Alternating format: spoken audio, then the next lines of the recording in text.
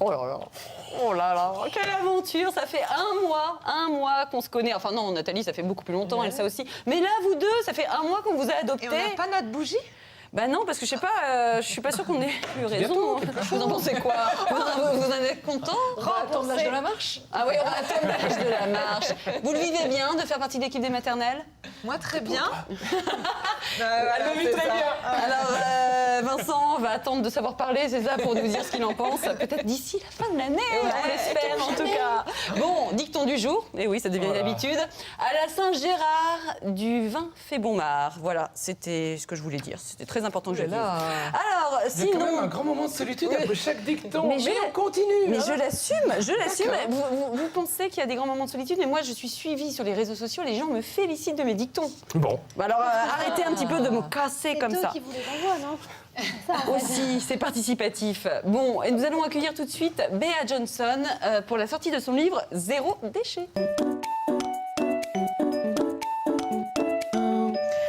Bonjour Béa. Bonjour. Bienvenue sur le plateau des maternelles. Alors, je vais raconter un peu votre vie. Béa, vous êtes française, mais ça fait longtemps que vous vivez aux États-Unis. Vous avez quand même changé radicalement de vie parce que... alors, d'abord, je raconte que ce livre Zéro déchet vient de sortir, que je vous le conseille à tous. Et dans ce livre, vous expliquez comment faire le moins de déchets possible. Alors, zéro, c'est idéal, vous en êtes proche. Mais en tout cas, il y a plein d'astuces pour arriver à cela. Si je reprends votre histoire, donc, vous étiez française, vous êtes partie aux États-Unis et il y a 7 ans à peu près, vous changez complètement de vie après avoir eu les 2 voitures, l'écran plasma, la grande maison, la garde-robe, etc. Vous envoyez tout valser. Pourquoi? Qu'est-ce qui se passe? C'est-à-dire qu'on habitait dans une grande maison, dans une cité dortoir et on en avait un petit peu marre de devoir conduire partout. Donc on a voulu se rapprocher d'un centre-ville. Avant de trouver une nouvelle maison dans ce centre-ville, on a loué un appartement pendant 1 an et on a déménagé rien qu'avec le nécessaire et on a mis le reste en garde-meuble. D'accord. Et pendant cette année, s'est aperçu qu'en fait la simplicité volontaire nous permettait de vivre bien mieux.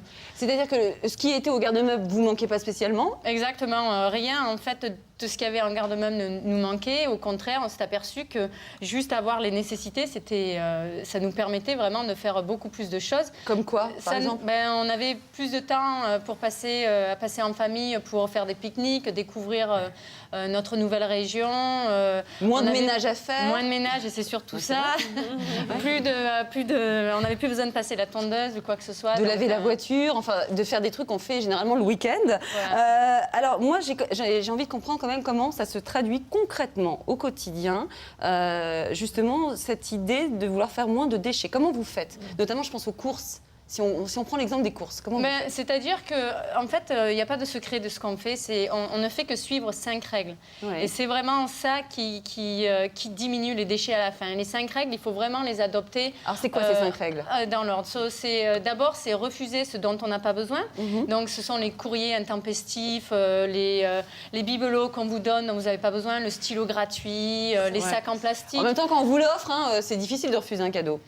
Si c'est un stylo en plastique, vous pouvez réfléchir qu'en fait, chaque fois que vous prenez un stylo en plastique dont vous n'avez pas besoin, ça demande de puiser plus de pétrole.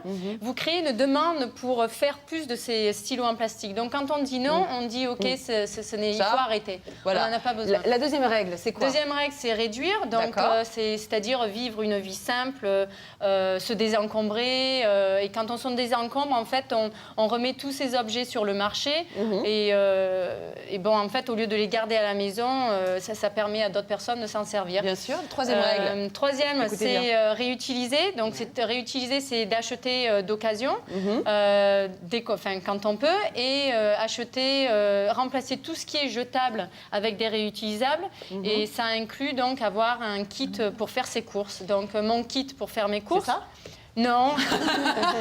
On y reviendra. On y reviendra. Alors, donc, quatrième règle. Dans mon kit pour faire les courses, donc, nous avons des sacs en tissu pour acheter les aliments en vrac. Oui, par exemple, à la boulangerie, vous dites d'amener des draps, c'est ça? Voilà, j'amène une thé d'oreiller donc, à la boulangerie, mettre le pain directement. Dans le rayon en vrac, on achète tous les grains, les céréales donc, dans des sacs en tissu. Et pour tout ce qui est humide, on amène nos propres bocaux. Donc, on les achète à la coupe et ils les mettent directement dans le bocal. Il nous manque combien de règles, là? Encore 2?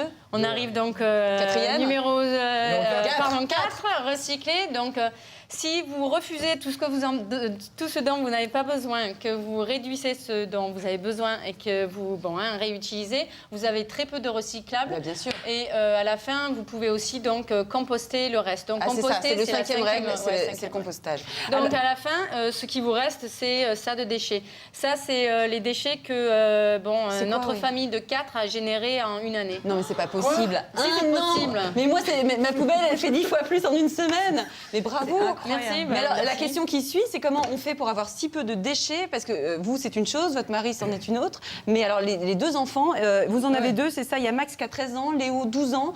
Comment vous faites pour leur faire avaler cette nouvelle façon de vivre, surtout qu'à ces années-là, lycée, collège, on a envie d'avoir les nouveaux trucs à la mode? Ce qui est important, c'est de commencer le plus tôt possible. Maintenant, nos enfants, en fait, ils ont vécu sans déchets plus longtemps que ce qu'ils ont vécu avec des déchets.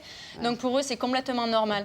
Le zéro déchet à la maison, chez nous, c'est automatique, c'est sur autopilote, on n'y pense pas, parce que c'est carrément, c'est vraiment Donc ils sont complètement pas, implémenté dans tout ce qu'on fait, dans toute notre routine. On les voit, ils n'ont pas l'air malheureux, effectivement. Non, ils sont plutôt contents. Ils sont pas malheureux, mais rien ne leur manque. Enfin, quand même. Non, alors au départ, c'est sûr que c'était la question numéro 1. Les médias demandaient mais qu'est-ce qui vous manque? Bah oui. Les enfants, ils étaient rien. En fait, les enfants ont des besoins très simples. À partir que ces besoins simples sont assouvis, ils sont heureux.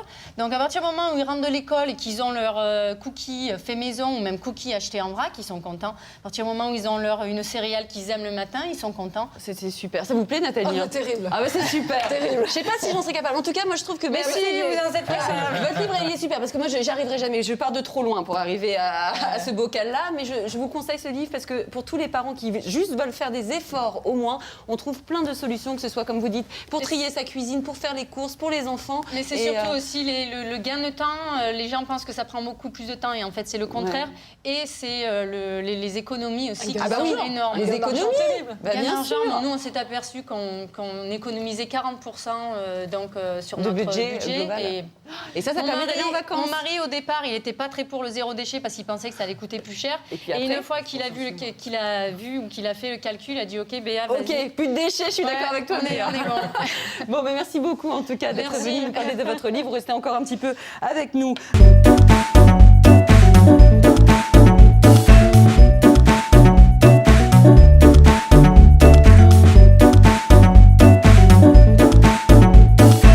Mon kit pour faire mes courses. C'est ça? Non. On y reviendra. On y reviendra. Alors, donc, quatrième règle. Dans mon kit pour faire les courses, donc, nous avons des sacs en tissu pour acheter les aliments en vrac. Oui, par exemple, à la boulangerie, vous dites d'amener des draps, c'est ça? Voilà, j'amène une thé d'oreiller donc, à la boulangerie, mettre le pain directement. Dans le rayon en vrac, on achète tous les grains, les céréales, donc dans des sacs en tissu. Et pour tout ce qui est humide, on amène nos propres bocaux. Donc, on les achète à la coupe et ils les mettent directement dans le bocal. Il nous manque combien de règles là? Encore 2? On arrive donc numéro 4, recycler. Donc, si vous refusez tout ce dont vous n'avez pas besoin, que vous réduisez ce dont vous avez besoin et que vous réutilisez, vous avez très peu de recyclables. Bah, bien sûr. Et à la fin, vous pouvez aussi donc composter le reste. Donc c'est le 5e règle, c'est le règle. compostage. Donc à la fin, ce qui vous reste, c'est ça de déchets. Ça, c'est les déchets que notre famille de 4 a généré en une année. Non, mais c'est pas possible. Si, c'est possible. Mais moi, c'est... Et on a mis le reste en garde-meuble. D'accord. Et pendant cette année, s'est aperçu qu'en fait, la simplicité volontaire nous permettait de vivre bien mieux. C'est-à-dire que ce qui était au garde-meuble, vous manquez pas spécialement? Exactement. Rien, en fait, de ce qu'il y avait en garde-meuble nous manquait. Au contraire, on s'est aperçu que juste avoir les nécessités, ça nous permettait vraiment de faire beaucoup plus de choses. Comme quoi, par exemple? On avait plus de temps pour passer en famille, pour faire des pique-niques, découvrir notre nouvelle région. Moins de ménage à faire. Moins de ménage, et c'est surtout ça. On n'avait plus besoin de passer la tondeuse ou quoi que ce soit. De laver la voiture, enfin, de faire des trucs qu'on fait généralement le week-end. Voilà. Alors, moi, j'ai envie de comprendre quand même comment ça se traduit concrètement au quotidien, justement, cette idée de vouloir faire moins de déchets. Comment vous faites? Notamment, je pense aux courses. Si on prend l'exemple des courses, comment Ben, c'est-à-dire qu'en fait, il n'y a pas de secret de ce qu'on fait. On ne fait que suivre 5 règles. Ouais. Et c'est vraiment ça qui diminue les déchets à la fin. Les 5 règles, il faut vraiment les adopter. Alors, c'est quoi ces 5 règles? Dans l'ordre. D'abord, c'est refuser ce dont on n'a pas besoin. Donc, ce sont les courriers intempestifs, les bibelots qu'on vous donne dont vous n'avez pas besoin, le stylo gratuit, les sacs en plastique. En même temps, quand on vous l'offre, c'est difficile de refuser un cadeau. Ben, si c'est un stylo en plastique, vous pouvez réfléchir qu'en fait, chaque fois que vous prenez un stylo en plastique dont vous n'avez pas besoin, ça demande de puiser plus de pétrole. Vous créez une demande pour faire plus de ces stylos en plastique. Donc, quand on dit non, on dit OK, il faut arrêter. Voilà. On n'en a pas besoin. La deuxième règle, c'est quoi? Deuxième règle, c'est réduire. Donc, c'est-à-dire vivre une vie simple, se désencombrer. Et quand on se désencombre, en fait, on remet tous ces objets sur le marché. Et bon, en fait, au lieu de les garder à la maison, ça permet à d'autres personnes de s'en servir. Bien sûr. Troisième règle. Troisième, c'est réutiliser. Donc, réutiliser, c'est d'acheter d'occasion, quand on peut, et remplacer tout ce qui est jetable avec des réutilisables. Et ça inclut donc avoir un kit pour faire ses courses. Donc, Bonjour Béa. bonjour. Bienvenue sur le plateau des maternelles. Alors, je vais raconter un peu votre vie. Béa, vous êtes française, mais ça fait longtemps que vous vivez aux États-Unis. Vous avez quand même changé radicalement de vie parce que...